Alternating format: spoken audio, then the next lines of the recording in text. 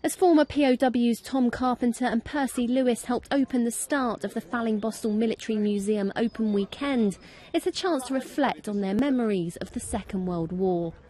I looked up, two Germans looking at me, one with a Smizer and one with the rifle and bayonet, and I thought again, this is your lot. The one German shouted some orders which I couldn't understand, and I was lifted out and put on the stretcher. Tom was captured at the Battle of Arnhem in 1944, but is revisiting the site of the camp where he was kept prisoner to lay ghosts to rest. In my mind's eye, it was a grey, desolate area, black and white. There was no greenery at all.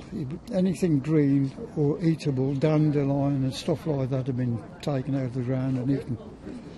And when I was here 17 years back and went across, found some of the bombs, and the trees had just taken the ground back, and I got a different slant on it. This is the start of a series of events designed to remember what happened here, with 2 CS Battalion Remy leading many of the military events this weekend. It's important because Stalag XIB was the first British prisoner of war camp to be liberated by the advancing troops, with 8th Hussars Recce advancing here on 16th of April 1945.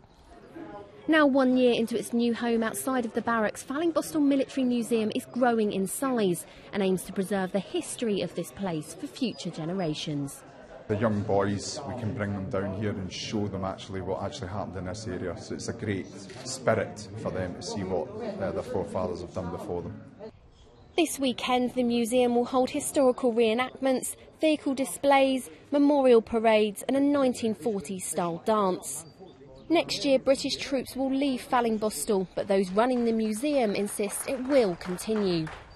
We are keeping going with a vengeance. The idea has been, when I've gone, my son, who's also here as the assistant curator, will be taking it on, and his son after him, and after him, and after him, and after him. And because we're a society, it's not just me anymore.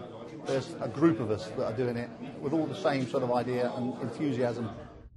In 2005, the 60th anniversary of the liberation of the camps here was a huge event, and next year the 70th anniversary promises to be even bigger, as these veterans ensure that we don't forget the past. Ali Gibson, Forces News, Fallingbostel.